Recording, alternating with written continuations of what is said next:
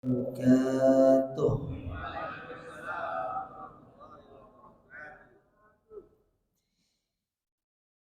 Innal hamdalillah nahmaduhu wa nasta'inuhu wa nastaghfiruh wa na'udzu billahi min shururi anfusina wa min sayyiati a'malina. Man yahdihillahu fala mudilla lahu wa man yudlil fala hadiya lahu. Wa asyhadu an la ilaha illallah wahdahu la syarika lah wa asyhadu anna Muhammadan abduhu wa rasuluh. Amma ba'du, kaum muslimin wal muslimat, para jamaah salat subuh Masjid Salahuddin yang semoga senantiasa dirahmati serta dimuliakan oleh Allah Subhanahu wa taala. Alhamdulillah, kita bersyukur kepada Allah Azza wa Jalla di kesempatan yang berbahagia ini. Allah Subhanahu wa taala masih memberikan kita nikmatnya, memberikan kita kesempatan untuk beribadah kepadanya, melaksanakan ketaatan kepadanya, dan kita berdoa kepada Allah Azza wa Jalla semoga segala amal ibadah yang kita lakukan dicatat sebagai pemberat timbangan amal kebaikan kita di akhirat kelak. Allahumma amin.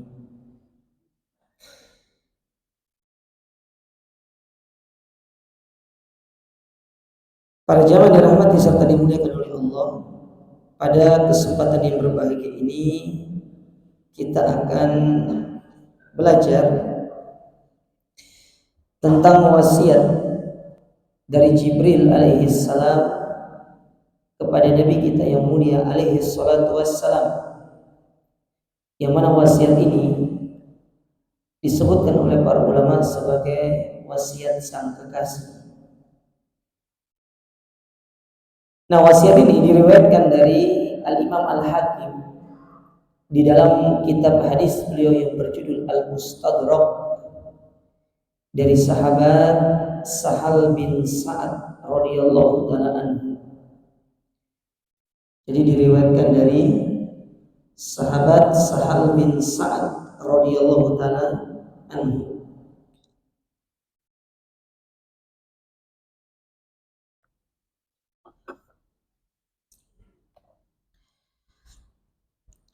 Wasiat ini ada 4 poin penting yang disampaikan oleh Jibril alaihi salam kepada Nabi kita. Yang mana keempat poin ini adalah 4 poin yang sangat penting untuk kita perhatikan. Jadi meskipun wasiat ini disampaikan kepada Nabi, bukan berarti wasiat ini tidak berlaku untuk kita sebagai umatnya. Akan tapi wasiat ini juga berlaku bagi kita sebagai umat beliau. Baik, kita baca saja. Diriwayatkan dari Imam Al-Hakim dari sahabat bin Sa'al radhiyallahu taala anhu, beliau berkata, Ja'a Jibril alaihi salatu wassalam ila Rasulillah. Pernah satu ketika Jibril itu datang kepada Rasul. Jadi di luar kebiasaannya. Karena tugas Jibril itu kan menyampaikan wahyu, membawa wahyu kepada Nabi untuk disampaikan kepada Nabi SAW. Nah, ini di luar tugas beliau, di luar tugas Jibril untuk menyampaikan wahyu kepada beliau. Datang, kemudian dia berkata kepada Nabi kita yang mulia alaihi salatu wassalam, faqal ya Muhammad, wahai Muhammad, ishma syi'ta fa innaka mayyitun. Hiduplah sesuka hatimu, namun engkau harus ingat bahwasanya engkau akan meninggal. Nah, orang yang hidup di atas muka bumi di Jawa, semuanya akan meninggal dunia. Mau saya, mau antum, yang kaya, yang miskin, mau dia pejabat, rakyat jelata, mukmin, kafir, semuanya akan merasakan yang namanya kematian. Dan itulah yang Allah Subhanahu wa taala tegaskan di dalam Al-Qur'an. Di antara dalam surat Ali Imran, Allah mengatakan kullu nafsin dha'iqatul maut. Setiap yang bernyawa pasti dia akan merasakan yang namanya kematian. Siapapun itu, tidak ada yang bisa lari dari kematian itu. Mau kita berusaha untuk tetap selalu sehat segala macam, namun namanya ajal kalau sudah tiba ya tiba saja. Tidak peduli mau dia sehat mau dia sakit. Kematian itu tidak memandang bulu. Oleh karena kata Imam Syafi'i rahimahullah dalam sebuah syair beliau pernah mengatakan apa? Wa kam min saqimin asyamin wa kam min sahihin mata min ghairi illatin wa kam min saqimin asyamin ad-dahr. Banyak orang sehat dia mengambil sebab-sebab kesehatan, menjaga pola makan, berolahraga, tidurnya itu dijaga, pola tidurnya teratur segala macam. Intinya dia mengambil sebab kesehatan. Kita kalau lihat orang ini seolah-olah masya Allah orang ini kayaknya dia akan lama meninggalnya, tapi yang namanya kematian kan tidak ada. Makanya kata beliau wa kam min sahihin mata min ghairi illatin. Banyak orang sehat tapi mati tanpa sebab. Mati tanpa sebab. Moro-moro diumumkan namanya. Kalau sekarang itu bukan diumumkan di masjid, umumnya sekarang diumumkan di WA. Ya. Kita sering kan dapat berita kematian kan, fulan bin fulan meninggal dunia. Akan ada kalanya kita yang diumumkan di situ. Dan tatkala nama kita diumumkan kita tidak bisa baca. Gimana untuk mau baca? Antum diumumkan di situ nama itu. Ya, telah meninggal fulan bin fulan. Maka oleh karena itu para jemaah sekalian, ketika seorang meyakini dan mengetahui hakikat bahwasanya orang yang hidup itu pasti mati, maka dia harus menjadi orang yang cerdas. Nah, ini dia. Kita sadar kita mau mati, kita akan mati, kita akan bertemu dengan kematian. Kita akan bertemu dengan yang namanya malaikat maut, kita akan bertemu dengan namanya malaikat Munkar dan Nakir di alam kubur. Kita akan menempuh satu perjalanan yang panjang sekali. Kita akan safar untuk bertemu dengan Allah dengan safar yang sangat panjang. Nabi saja sudah safar itu sekitar 15 abad, tapi belum sampai-sampai. Safar kematian maksudnya. Nah, ketika dia sadar dia akan meninggal dunia, maka dia harus menyiapkan dirinya. Oleh karenanya pernah satu ketika Nabi SAW ditanya, ayyul mu'min afdal? Siapakah orang mukmin yang afdal itu? Maka Nabi SAW menjawab, ahsanuhum khuluqan.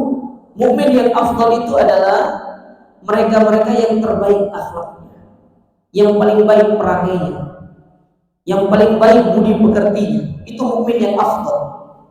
Etikanya, muamalahnya, berbicaranya, ya. Pokoknya hal-hal yang menunjukkan itu adalah sebuah akhlak, etika, ditampakkan dengan etika yang terbaik, itu adalah mukmin yang afdal.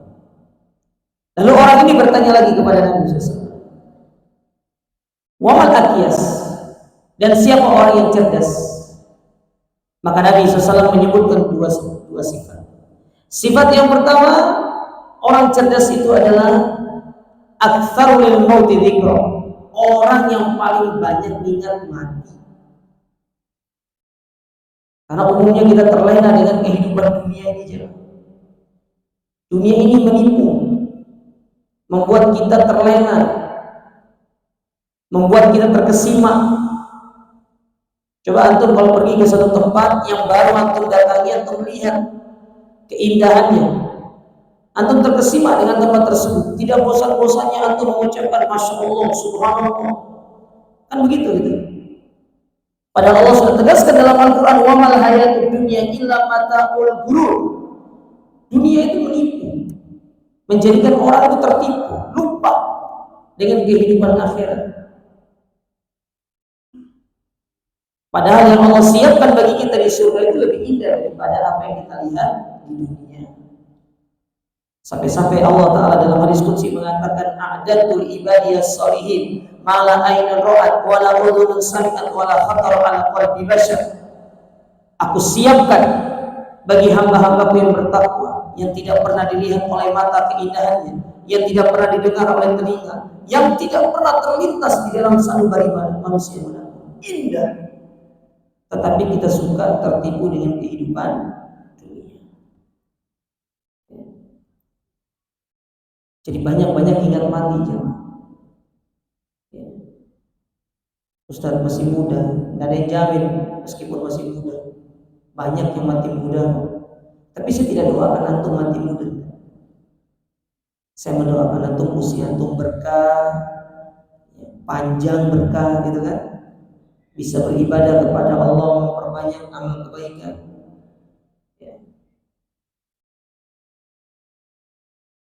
Agar bekal yang kita bawa itu sempurna di hadapan Allah Ta'ala. Nah, lalu yang kedua, kata Nabi SAW, sifat yang kedua dari orang cerdas ini, wa ahsanuhum istidadan lima ba'dal maut. Dan yang paling baik persiapannya untuk menghadapi kematian. Jadi yang paling baik persiapannya itu orang yang cerdas. Sebagaimana yang saya sebutkan tadi, kematian itu adalah sebuah safar, perjalanan yang panjang. Antum kalau musafir saja antum butuh persiapan, bekal, kendaraan, barang-barang segala macam. Ya. Antum bawa apa yang antum butuhkan ketika antum safar, butuh semua itu. Nah, mati pun demikian. Harus lebih sempurna bekalnya. Tidak boleh ala kadarnya. Ibadah tidak boleh ala kadarnya. Sholat tidak boleh biasa, puasa tidak boleh yang biasa, sedekah tidak boleh yang biasa. Tetapi kita harus memberikan yang istimewa kepada Allah Ta'ala dalam ibadah-ibadah kita. Oleh karenanya pernah suatu ketika ada seorang datang kepada Nabi SAW dengan mengatakan, ya Rasulullah, berikan aku wasiat. Maka Nabi SAW menyebutkan 3 wasiat kepada orang ini. Yang pertama Nabi mengatakan, idza kuntum fi sholatik fasholli sholatan muwaddin. Kalau engkau sholat, sholatlah dengan sholat yang seolah-olah kau akan berpisah dengan sholat itu. Artinya mau mati gitu. Setelah ini mungkin tidak ada sholat bagi kita yang ada di sholatkan. Nah, permasalahannya, kenapa banyak orang itu dia sholatnya biasa? Dia sholatnya tidak sholat dengan yang sempurna, tidak sholat dengan yang terbaik, karena dia masih berpikir akan hidup besok. Karena yang selalu dalam pikiran kita dia masih ada besok. Kayak misalkan Ramadan tahun ini, Ramadannya tidak baik, kita masih berpikir kita akan bertemu dengan Ramadan tahun depannya lagi. Itu yang ada dalam pikiran kita. Maka perlu dipahami, kalau itu ada dalam pikiran antum para jemaah sekalian, berarti antum telah tertipu dengan syaitan. Syaitan itu menjadikan kita lupa, menjadikan kita lalai, menjadikan kita tertipu dengan hakikat kehidupan kita itu. Seolah-olah kita akan hidup 5.000 tahun lagi, 1.000 tahun lagi, padahal tidak seperti itu. Nah, sehingga dari sini jemaah sekalian, ketika kita menyadari bahwasanya setiap orang yang hidup itu pasti akan mati, maka harus kita siapkan diri kita, siapkan bekal kita. Apa bekal yang terbaik yang harus kita bawa untuk bertemu dengan Allah Subhanahu wa Ta'ala.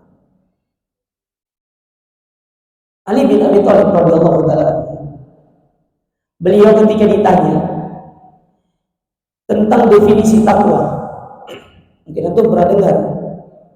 Jadi ketika beliau pernah ditanya apa itu takwa, maka beliau menyebutkan 4 sifat orang bertakwa. Yang pertama, al-khawfu minal jalil. Orang bertakwa itu adalah orang yang takut sama Allah, bukan takut sama manusia, takutnya sama Allah. Jadi dia meninggalkan maksiat, meninggalkan perbuatan dosa itu bukan karena manusia melihat dia, bukan karena ada CCTV yang mengawasi dia, tetapi dia meyakini Allah itu muraqabatuh, selalu mengawasinya. Itu orang takut sama Allah. Meskipun dia sendiri Kalau dia menanamkan dalam dirinya, dia selalu diawasi oleh Allah Ta'ala. Mau tidak ada mata, mau ada mata yang melihat dia, mau dia sendiri, mau di tengah keramaian, dia selalu menanamkan dalam dirinya, Allah mengawasi saya, Allah melihat saya. Dan itu yang jarang kita dapati dalam diri kita. Yang kedua, kata Ali bin Abi Thalib, wal amalu bil tazil. Orang yang bertakwa itu adalah orang yang beramal sesuai sunnah. Maka saya katakan, tidak mungkin antum bisa sampai derajat takwa kalau ibadah antum tidak sesuai sunnah. Jadi kalau antum ingin sampai derajat takwa, antum harus mengikuti sunnah Nabi SAW. Demikian pula firman Allah. Allah mengatakan dalam Al-Quran, iman itu bisa naik, bisa turun. Naik dengan beribadah, turun dengan bermaksiat.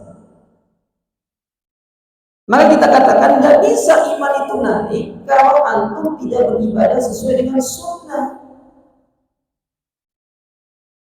Antum berzikir harus berzikir sesuai dengan sunnah.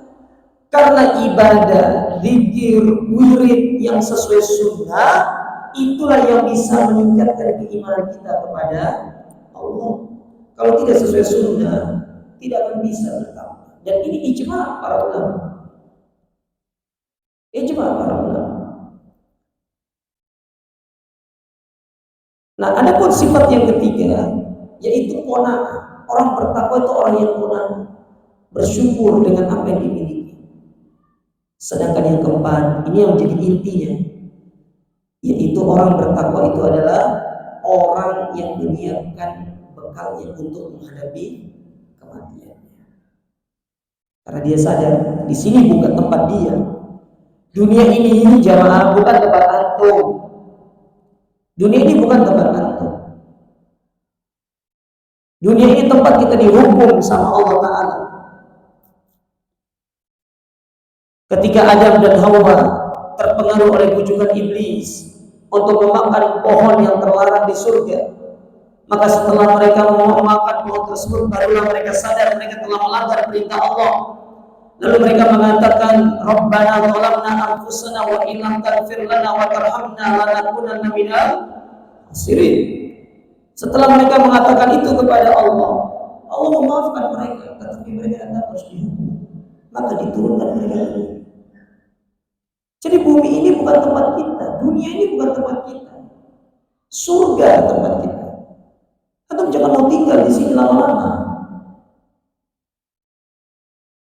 Para ulama itu, mereka sangat-sangat berusaha supaya mereka bisa segera kembali bertemu dengan Allah. Makanya coba lihat, banyak di antara para ulama yang meninggal usianya masih muda. Contoh, Imam An-Nawawi, beliau meninggal di usia 40 tahunan. Imam Ibnu Taimiyah, beliau meninggal di usia 40 tahun. Maka oleh karena itu jamaah sekalian, kalau antum berdoa minta usia, jangan sekedar minta panjang, tapi yang paling utama itu minta agar usia kita berkah. Berkah. Setiap hari beribadah, setiap detik, setiap menit yang berlalu dari diri kita diisi dengan ibadah kepada Allah Ta'ala.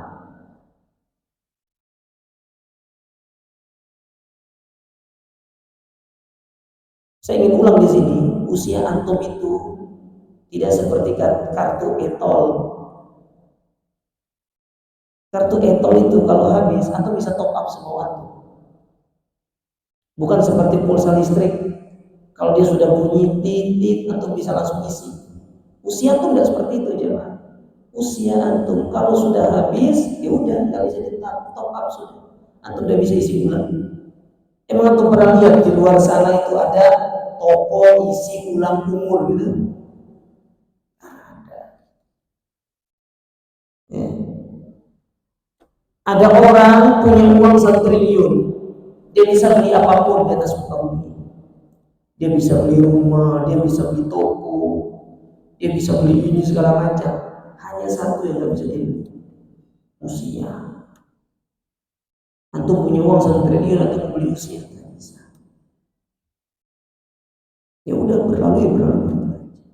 maka manfaatkan sebelum kematian kita tiba. Baik, itu yang pertama. Yang kedua, masyarakat muslimin, wasiat Jibril alaihi salam kepada Nabi sallallahu alaihi wasallam. Jibril mengatakan, wa ahbib man ahbabta fa innaka mufariquhu. Cintailah siapapun yang ingin engkau cintai, baik itu istrimu, anak-anakmu, orang tuamu, temanmu, sahabatmu, siapapun itu. Tetapi kamu harus sadar, kata Jibril, fa innaka mufariquhu, engkau akan berpisah dengan mereka. Bisa jadi kita yang meninggal duluan, bisa jadi dia yang pergi meninggalkan kita duluan. Coba sekarang antum renungkan, mana dulu teman-teman kita yang kita bergaul dengan mereka. Mungkin bisa jadi sudah ada di antara teman-teman antum yang pergi meninggalkan antum, bertemu dengan Allah Ta'ala. Sama halnya dengan keluarga, kita tidak akan hidup selamanya bersama keluarga kita di dunia ini. Istri kita akan pergi meninggalkan kita, atau kita yang pergi meninggalkan dia.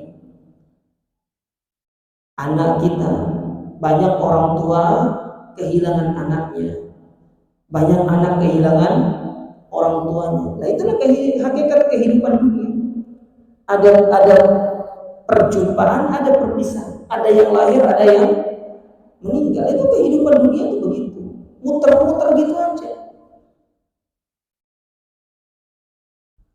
Kita ketemu, kita berpisah. Kita berkawan, kita akan pasti berpisah. Nah, oleh karena itu para jemaah sekalian, ketika seorang memahami akan hakikat dunia, ketika dia nanti akan kehilangan orang-orang yang dia cintai, maka satu sikap yang harus dia kedepankan ketika dia berpisah dengan orang-orang yang dia cintai itu adalah dengan bersabar. Sabar.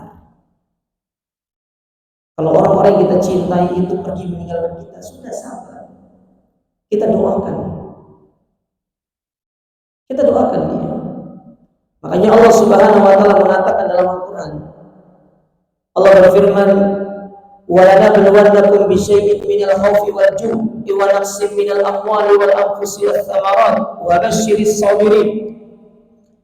Dan pasti kami akan menguji manusia ini dengan sedikit rasa takut, sedikit rasa lapar, kehilangan harta, kehilangan jiwa.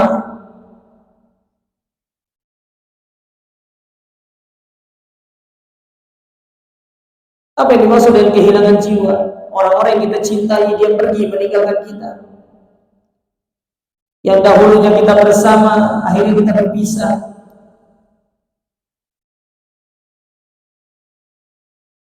Tapi Allah memberikan solusi ketika kita menghadapi musibah seperti itu. Allah mengatakan, wa basyiris sabirin. Dia bersabar menghadapi yang demikian. Karena tidak ada sikap yang paling tepat untuk menghadapi musibah kecuali dengan bersabar. Kata para ulama, ada tingkatan yang lebih tinggi, tapi sangat sulit untuk didapat oleh orang-orang yang tidak dirahmati oleh Allah, yaitu tingkatan syukur. Orang dapat musibah bersyukur. Mungkin kamu masih kena percikan air, kita jatuh dari motor, itu mah bisa kita bersyukur. Sekarang kalau misalkan anggota keluarga meninggal, ditelepon antum dari kampung, "Assalamualaikum Pak, ibunya meninggal." Alhamdulillah. Kira-kira gimana respon orang rumah? Wih, orang kurang ajar, orang meninggal, alhamdulillah.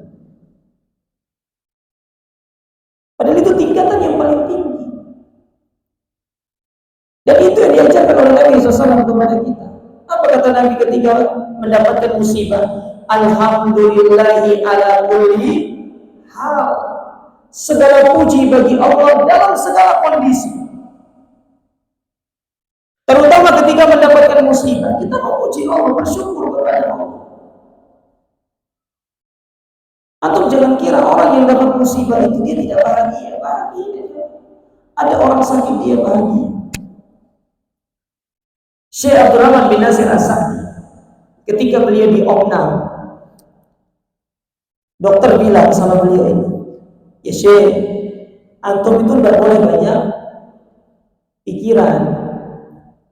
Antum harus istirahat, banyak istirahat, jangan terlalu banyak pikir. Akhirnya diopnam beliau. Ketika diopnam, beliau tuh pusing, nggak tahu mau ngapain, bingung gitu loh. Akhirnya minta kertas sama pena. Tahu apa yang dilakukan oleh beliau?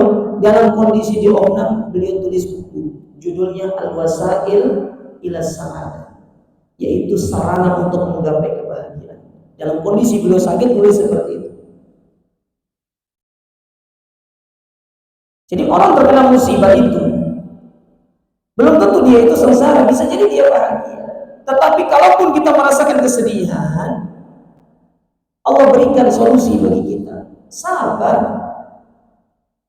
Hadapi semua itu dengan kesabaran. Dan perintah sabar ini di dalam Al-Quran Allah sebutkan sebanyak 90 kali. Antum bayangkan sabar disebutkan 90 kali dalam Al-Quran. Itu menunjukkan sifat sabar itu sifat yang agung, sifat yang mulia. Sifatnya para nabi, sifatnya para rasul, yang mana ketika mereka mendapatkan musibah mereka bersabar. Mereka tidak ngeluh, mereka tidak menyalahkan orang lain, mereka tidak mencari kambing hitam. Kita kalau dapat musibah, yang pertama kali kita lakukan itu cari kambing hitam. Ini salahnya sopo, ini gara-gara dia, ini gara-gara ini, ya, ini gara-gara ini. Seorang mukmin anti mengatakan demikian. Dia anti menyalahkan orang lain.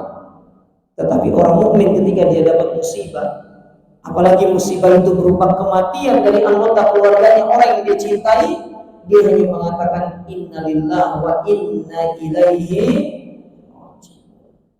Kita ini milik Allah.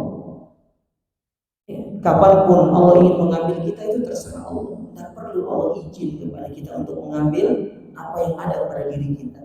Entah itu keluarga, anak, istri, orang tua, famili yang lainnya. Allah tidak perlu izin untuk mengambilnya dari kita. Karena kita ini sejatinya milik Allah. Maka oleh karena itu pernah suatu ketika Fudil bin Iyad itu bertemu dengan seseorang. Lalu Fudil bilang begini, ya fulan, berapa usia? Kata dia 60 tahun. Oh 60 tahun. Berarti 60 tahun ini sebentar lagi kamu akan bertemu dengan Allah. Artinya mau mati gitu loh. Maka dia bilang innalillahi wa inna ilaihi raji'un. Sesungguhnya aku ini milik Allah, dan apa-apa yang ada pada diriku semuanya milik Allah, dan aku akan kembali kepada Allah. Maka Fudil nanya sama orang ini, kamu ngucapin itu ngerti nggak maksudnya? Kata dia ngerti. Innalillahi wa inna ilaihi raji'un. Sesungguhnya kita ini milik Allah. Artinya kita ini tidak bisa memiliki diri kita. Kita ini kepunyaan Allah. Kita ini adalah haknya Allah. Kapan Allah mau mengambil kita, itu terserah Allah. Tidak perlu harus izin sama kita. Apa yang ada pada diri kita semuanya, mau itu harta, orang-orang yang kita cintai, apapun itu yang ada di sekeliling kita, itu semua milik Allah. Kalau Allah mau mengambil semua itu, tidak perlu izin sama kita. Berhak Allah mengambil semua. Tetapi kita yang harus siap untuk menerima kenyataan demikian. Allah mengambil apa yang ada pada diri kita, dan karena itu memang milik Allah Subhanahu wa ta'ala. Wa inna ilaihi raji'un. Dan yang lebih dahsyatnya lagi, apa yang telah Allah titipkan kepada kita akan diminta pertanggungjawaban nanti di hari kiamat. Istri kita, anak kita, harta benda kita. Oleh karenanya pernah seorang ulama yang bernama Amr ibn Qais al-Mula'i, ketika beliau mengomentari firman Allah Ta'ala dalam surat At-Tahrim ayat yang ke-6, ya ayyuhalladzina amanu qu anfusakum wa ahlikum nar.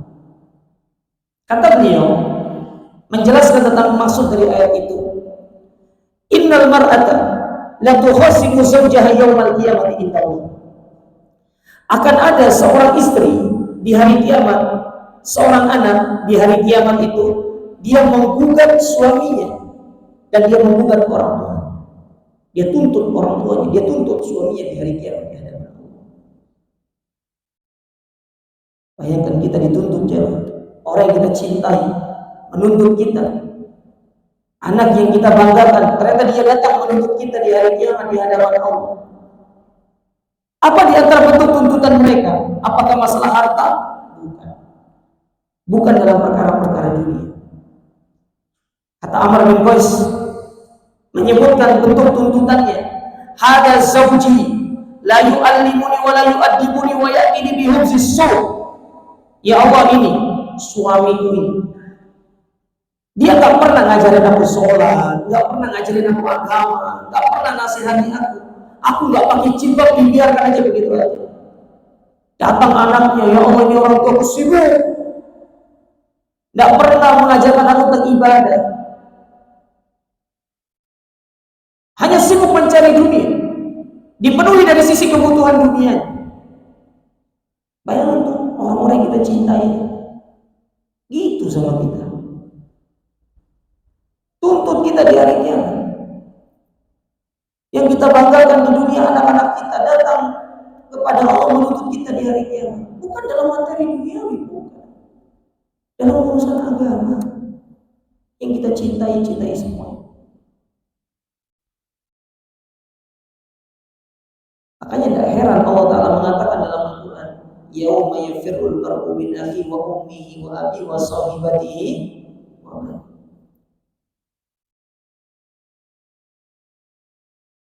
Antum kira setelah antum mengantarkan orang yang antum cintai nanti ke kuburan ketika mereka meninggal, terus antum berpikir nanti ketika sudah dibangkitkan di hari kiamat, kemudian antum akan mencari mereka, mana istriku, mana suamiku, lari, kabur mereka dari antum.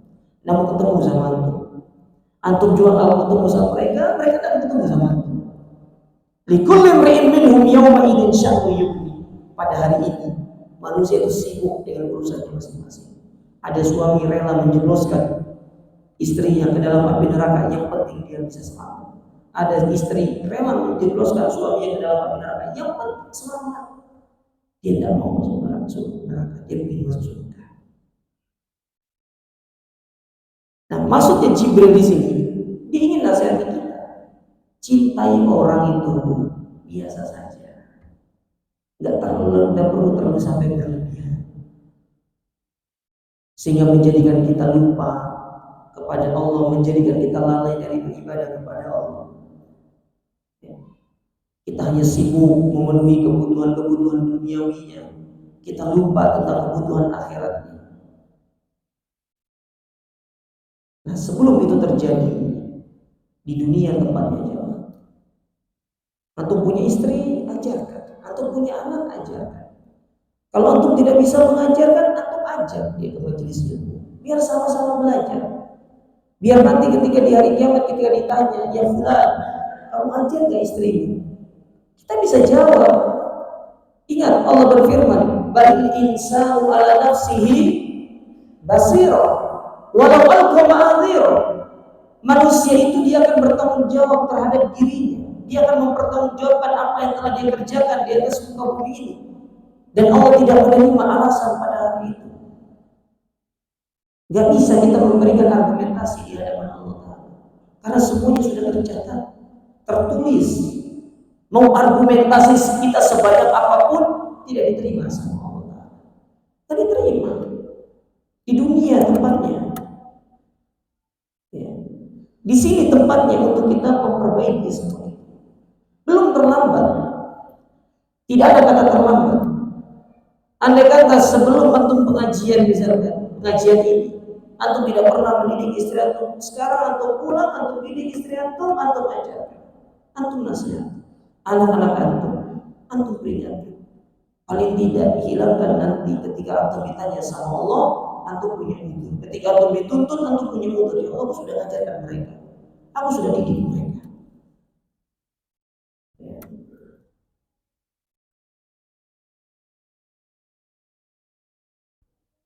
Jadi orang-orang yang kita cintai, kita akan berpisah dengan mereka.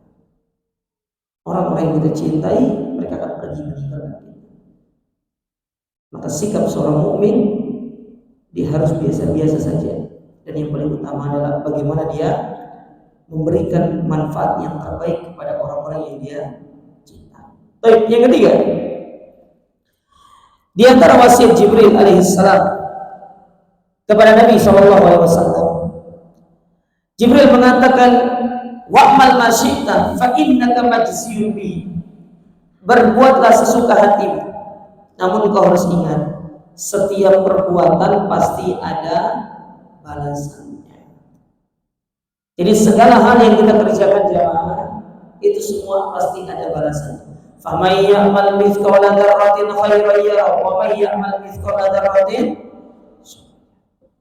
Antum melakukan kebaikan, antum melakukan keburukan, semua ada balasannya. Tapi kalau saran saya, lakukan kebaikan aja, nggak usah keburukan, karena berat. Ya, kita perbanyak kebaikan aja. Kalaupun kita terjatuh dalam keburukan, antum segera tutupi dia. Segera tutup dengan istighfar kepada Allah. Baju itu kalau bolongnya baru satu, enak kalau untuk dijahit. Tapi kalau sudah bolongnya 1000, insya Allah antum tidak mau jahit, pasti antum buang. Kesalahan itu jangan tunggu banyak baru tobat. Yang ada antum nggak tobat-tobat. Kesalahan itu gitu. Jangan tunggu banyak. Karena ketika kesalahan itu semakin banyak di dalam hati, itu menyebabkan hati kita akhirnya menjadi hati yang mati. Kata Nabi SAW dalam sebuah hadis yang sahih, beliau mengatakan, innal abda idza akhta khati'atan nukitat fi qalbihi nuqtatun sauda. Seorang hamba itu ketika dia bermaksiat, maka Allah akan meletakkan di dalam hatinya satu titik hitam. Nah, satu ini kalau antum dah hapus, maka dia akan tambah banyak titik-titik itu. Jadi kalau ada satu titik itu segera dihapus. Urusan nanti ada titik belakangan setelah kita hapus itu urusan beda itu. Yang penting titik hitam yang sudah ada itu dihapus dulu. Kalau ada lagi dihapus lagi. Makanya kata Nabi SAW, wa in istaghfar wa taba. Kalau seorang mukmin tadi dia bermaksiat, dia tahu ada titik hitam dalam hatinya, lalu dia beristighfar, dia bertobat, dihapus titik hitam itu sama Allah. Tapi kalau dia biarkan tambah banyak, hati-hati. Itu yang menyebabkan hati itu bisa menjadi hati yang mati. Kalau sudah mati hatinya, nggak bisa terima hidayah, sulit untuk menerima hidayah. Makanya kenapa banyak orang itu kalau disampaikan kebaikan, disampaikan nasihat tidak mau terima, itu bisa jadi permasalahan di hatinya yang bermasalah. Makanya Allah Subhanahu wa taala mengatakan dalam Al-Qur'an apa? Afala yatadabbaruna Al-Qur'an? Apakah mereka tidak mentadabburi Al-Qur'anul Karim? Am ala qulubin aqfaluha? Ataukah di dalam hati mereka ada gemboknya? Jadi digembok kunci. Ya, hati itu digembok sama Allah. Wa may yudlil fala hadiyalah. Orang yang tersesat tidak akan ada yang mampu memberikan dia hidayah.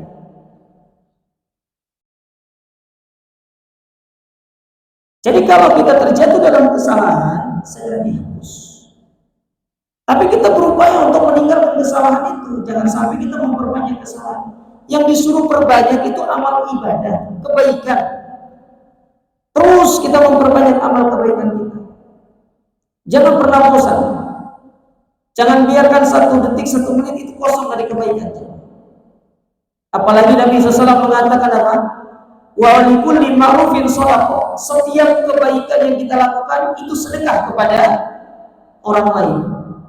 Antum ketemu paku di jalan, antum angkat, itu sedekah. Ya.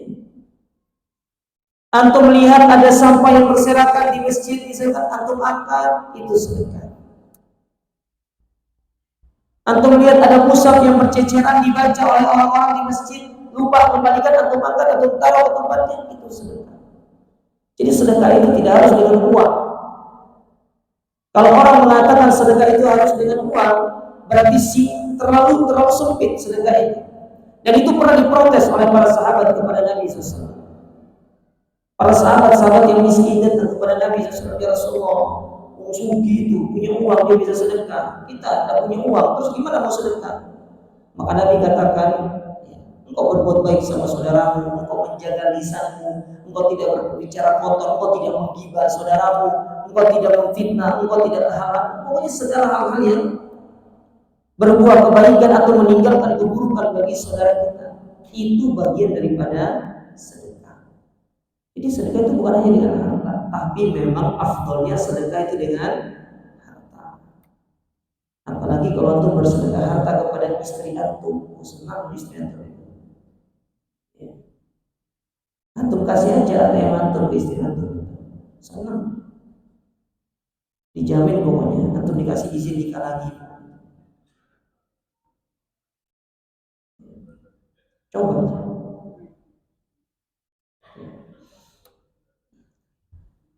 Jadi para jamaah sekalian, ya, perbanyak kebaikan, karena setiap perbuatan itu akan diminta pertanggungjawaban.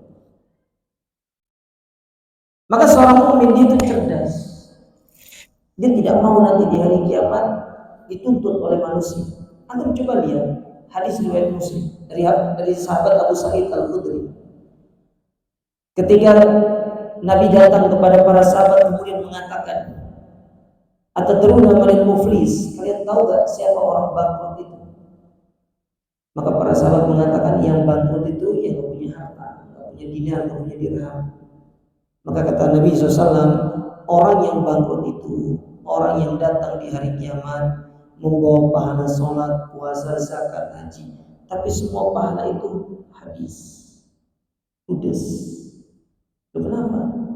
Ternyata di dunia dia itu berbuat zalim kepada orang lain, memfitnah, menggibah, mencaci maki, mengambil harta saudara tanpa hak.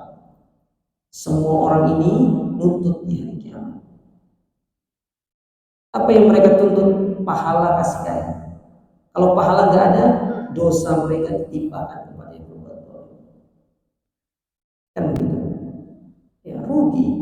Maka jangan menjadi orang rugi nanti di hari kiamat.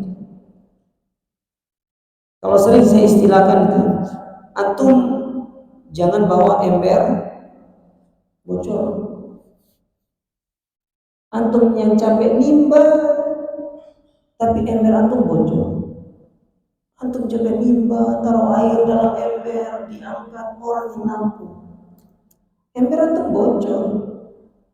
Allah, antum sholat, antum puasa, antum zakat, ya antum haji, antum umroh, tapi pahala itu antum tidak dapatkan. Subhanallah, rugi ya. Sudah berapa usia harta yang antum habiskan, tapi pahalanya untuk orang lain. Ya, makanya jangan sering-sering kasbon. Ya, antum ini sering-sering kasbon jadi orang lain. Ya, kalau punya utang segera dilunasi sekarang di dunia. Gak usah tunggu di akhirat, gak usah tunggu nanti lebaran, belum tentu ketemu sama lebaran juga. Sekarang itu kita dipermudah sama Allah Ta'ala. Untuk menyelesaikan satu urusan itu cukup ambil HP, telepon, "Assalamualaikum, afwan kalau saya punya salah." Kalau memang dia tidak mau ditelepon, antum datang ke rumahnya, antum jemput, makan dulu, ajak makan gitu kan.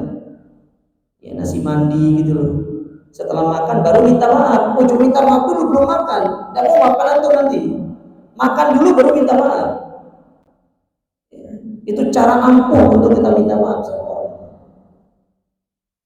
Kebaikan, kasih kebaikan.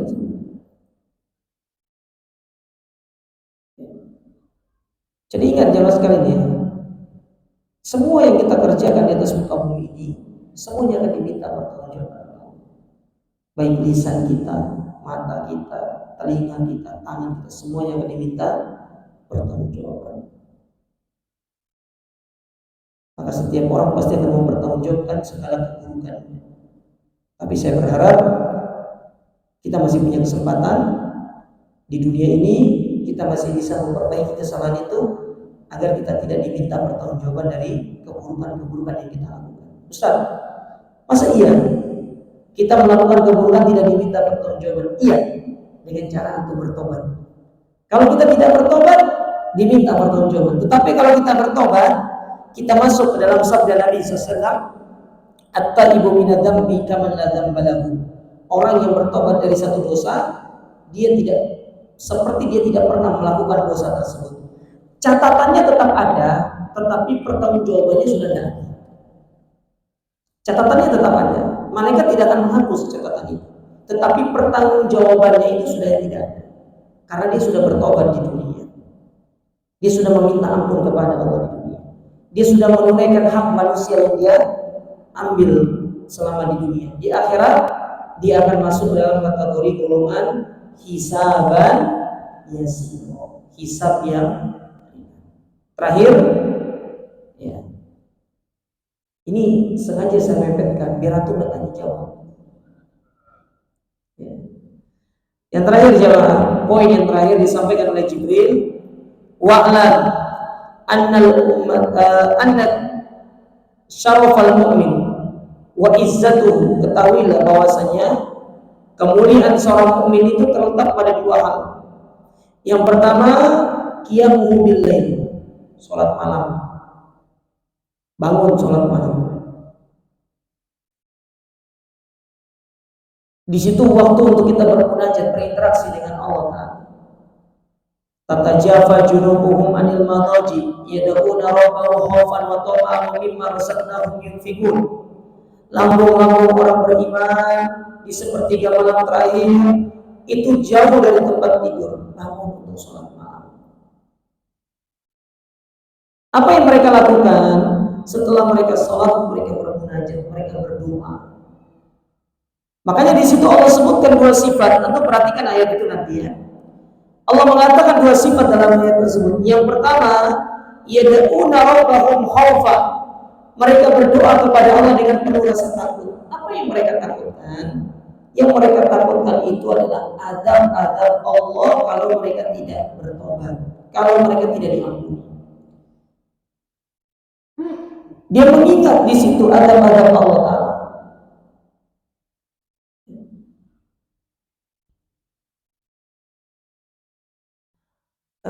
Gimana bunyi ayat? Inna jahannama kana mirsadan. Nah itu dia. Inna jahannama kana mirsadan. Sesungguhnya neraka jahanam itu adalah mirsad. Mirsad itu jamaah dalam bahasa Arab itu artinya tidur sebenarnya. Ya. Di situ Allah mengatakan sesungguhnya neraka jahanam itu sebagai tempat tidur. Umumnya namanya tempat tidur itu ya, itu tempat orang istirahat, tempat orang meluruskan tubuhnya setelah lelah beraktivitas. Dia ingin menghilangkan capeknya dengan dia istirahat, dengan dia tidur. Tetapi Allah menggunakan istilah mirsad. Inna jahannama kanat mirsada. Menggunakan istilah mirsad untuk neraka itu sebagai kehinaan dan ejekan kepada orang-orang kafir, orang-orang yang masuk neraka itu.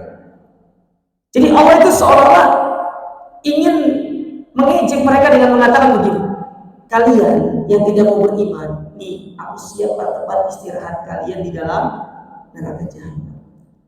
Padahal di neraka itu gak ada istirahatnya, tetapi Allah menggunakan bahasa itu untuk mengejek mereka. Itu bahasa Al-Quran dan itu disebutkan oleh para ulama tafsir dalam masalah ini. Sama seperti firman Allah dalam surat At-Tur. Allah berfirman,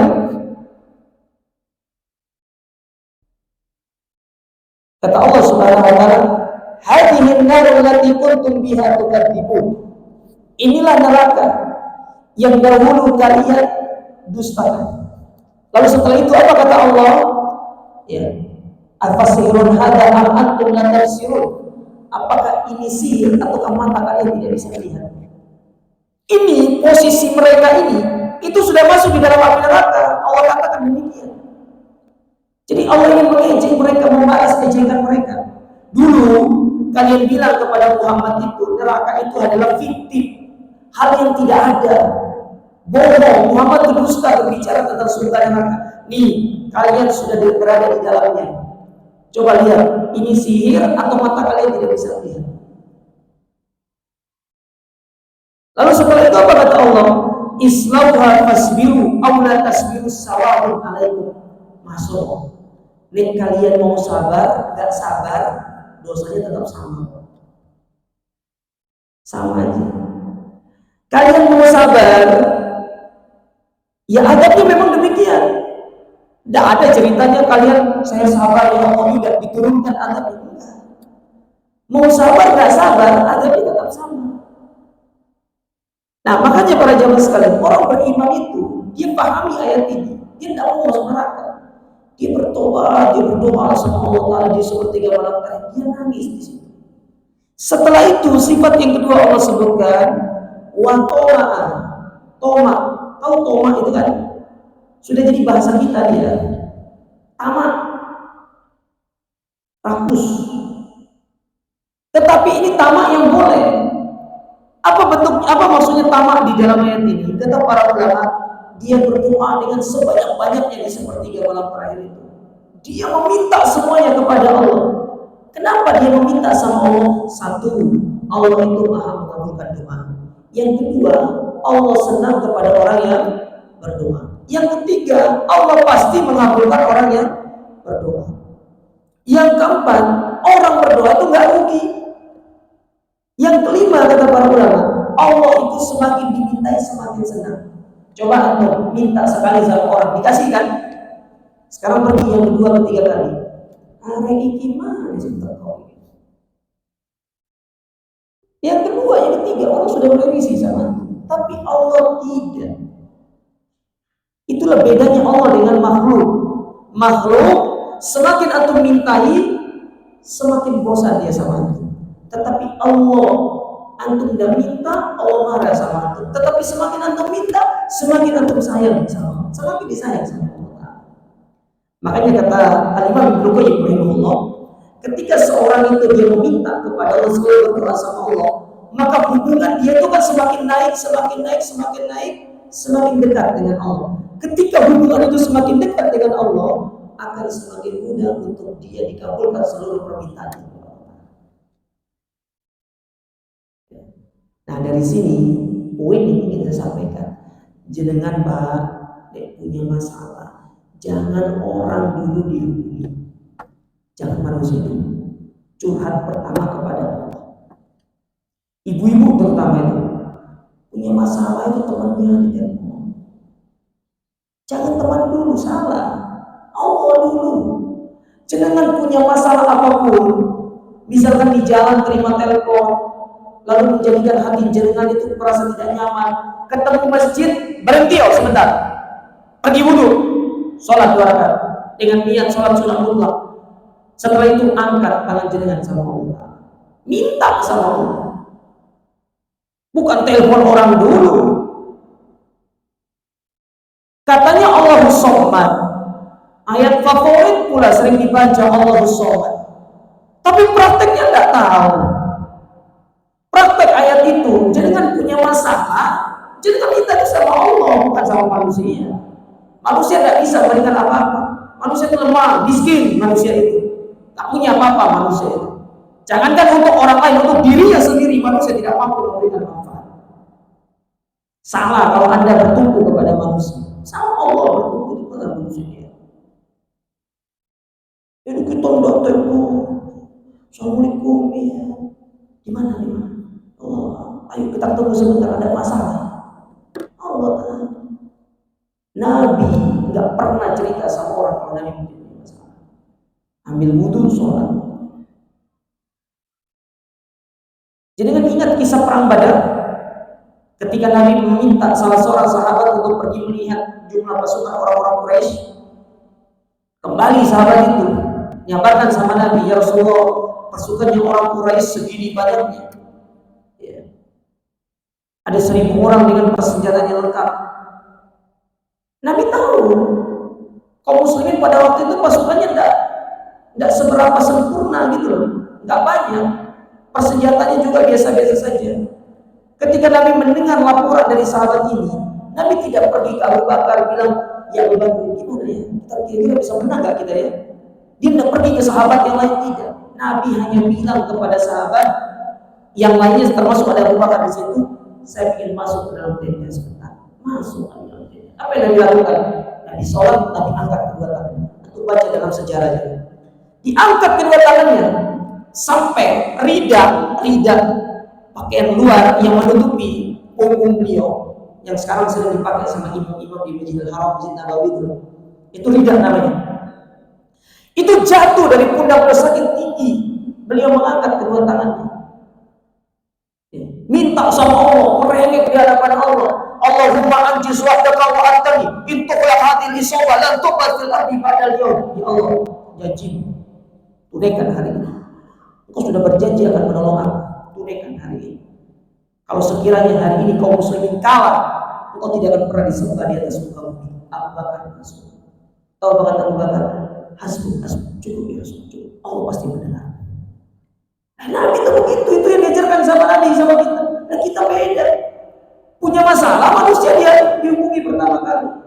Mau Allah jelas katakan dalam surat ini, tatajafa junubuhum anil madaji. Berdoa sama Allah, datang sama Allah, sholat malam, keluh kesahkan segala permasalahan Anda kepada Allah, bukan sama manusia. Seorang motivator, dia bisa memotivasi orang lain, tapi tidak bisa memotivasi dirinya sendiri.